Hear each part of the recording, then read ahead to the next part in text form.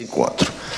Eu vou tratar da crise e dos seus rebatimentos societários em geral, repondo o problema que, afinal de contas, nos persegue desde que somos assistentes sociais.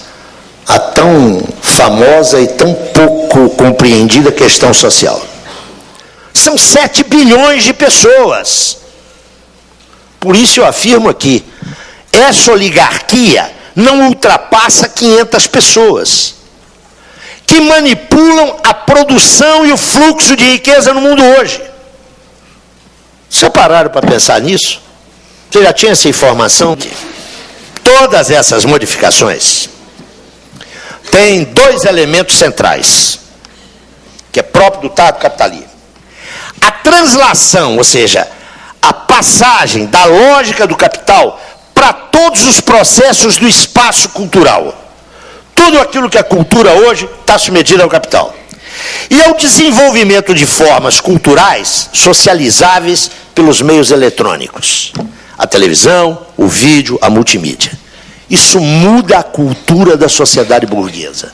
Uma expressão dessa mudança é aquilo que vem sendo chamado de movimento pós-moderno, que é a expressão dessas mudanças, uma vez que os bens culturais passam a adquirir todas as características da mercadoria. Você compra hoje uma camisa, ela sai de moda, a camisa dá boa, mas você joga ela fora. A cultura passa a ser assim, descartável. O que aconteceu na sociedade civil com essas transformações? Enquanto a oligarquia financeira global se movimenta de maneira crescentemente articulada, encontrando canais e instituições para dar forma aos seus projetos, as tradicionais expressões e representações das classes e camadas subalternas experimentam crises visíveis. Vejam o movimento de dessindicalização e os impasses político-partidários daqueles partidos que historicamente foram os canais de expressão das camadas subalternas. E ao mesmo tempo surgem, no espaço social, os chamados novos sujeitos coletivos, de que os novos movimentos sociais, Marcelo Creio vai tematizar isso, são o sinal mais significativo.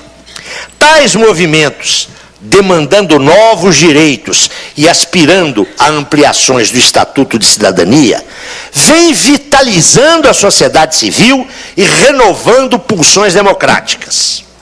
Na medida, contudo, em que esses movimentos, até agora, não se imbricaram, não se articularam a instâncias políticas capazes de universalizar interesses e motivações, o seu potencial emancipatório vê-se frequentemente comprometido, seja com o corporativismo, seja com a despolitização. E o Estado burguês também experimentou profundas modificações. A mais importante delas, não vou poder me deter aqui, é a transferência para a sociedade civil daquilo que historicamente foi função do Estado. Em nome da autonomia, da iniciativa, da independência da sociedade civil, por favor, cuidem da saúde, Cuidem da educação. E tem gente que acha bom isso. Olha que beleza, a sociedade civil está se movendo. Nenhuma dessas modificações, nenhuma,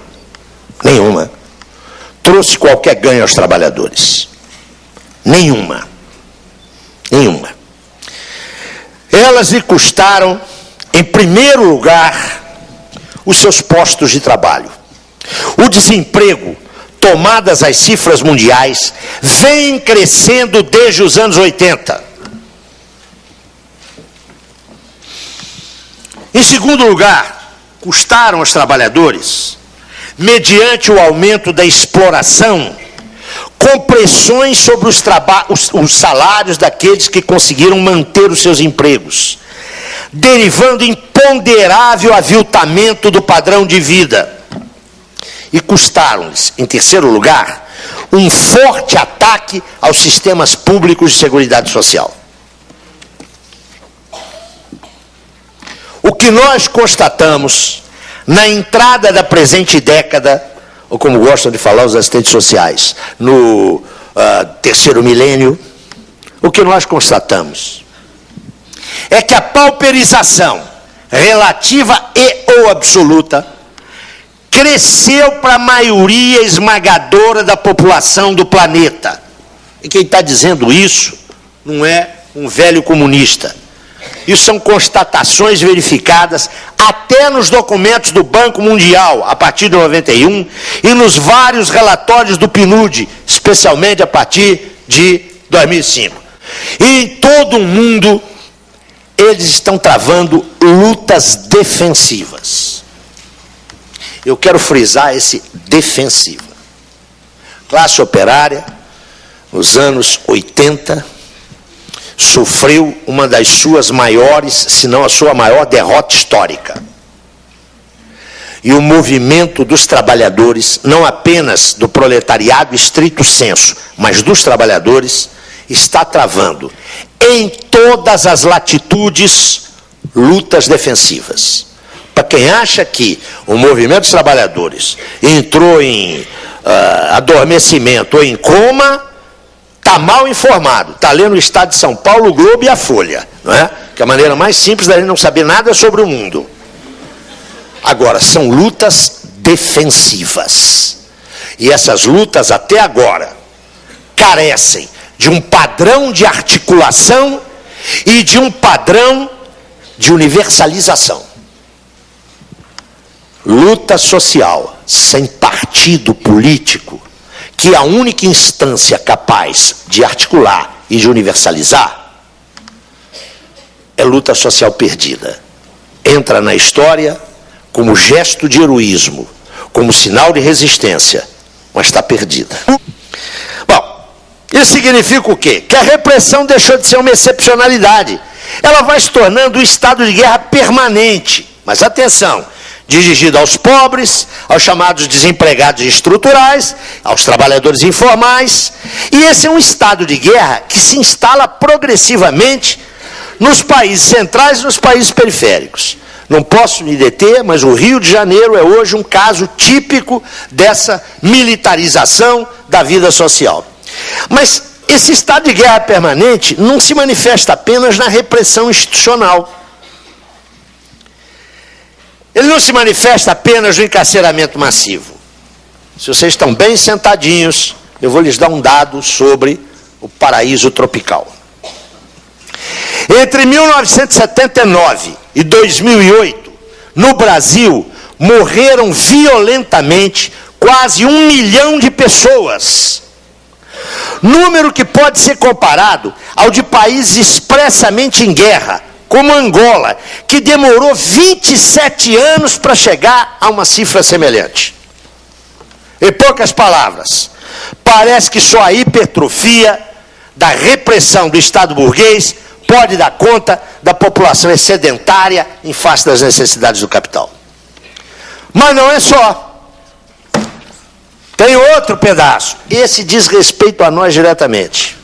O novo assistencialismo, a nova filantropia que satura as várias iniciativas, estatais e privadas, mediante as chamadas parcerias público-privado, que configuram as políticas sociais implementadas desde os anos 80 e 90 para enfrentar o quadro de pauperização contemporânea, que é o novo nome de quê? Da questão social, nova ou velha.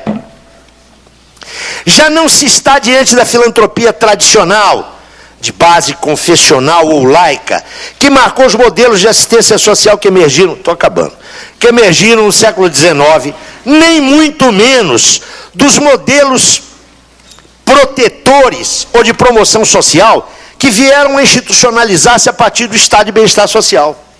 A política social dirigida agora aos qualificados como excluídos se perfila, reivindicando-se sempre como inscrita no domínio dos direitos, enquanto específica do tardo capitalismo.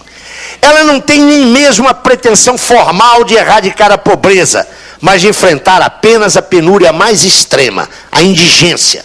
Conforme o seu próprio discurso, pretende confrontar-se com a pobreza absoluta, vale dizer a miséria. O minimalismo dessa proposição, trata-se de algo minimalista.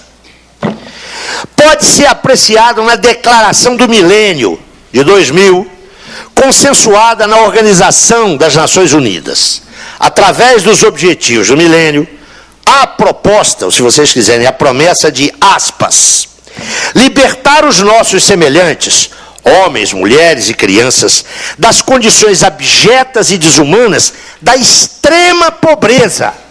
Só disso que se trata, não é da pobreza, não, é da extrema pobreza. Mais precisamente, a proposta, que é de 2000, é em 15 anos, ou seja, até 2015, reduzir a extrema pobreza pela metade. Esse é o primeiro objetivo do desenvolvimento do milênio. Reduzir pela metade a percentagem de pessoas que vivem com menos de $1 por dia. Não tem nada mais minimalista do que isso. Apesar desse espantoso minimalismo, frente a uma questão social maximizada, os vários relatórios sobre desenvolvimento humano, anualmente preparados pelo PNUD, ainda que enfatizem ganhos desse programa, deixam claro que seus objetivos, repito, minimalistas, dificilmente serão alcançados.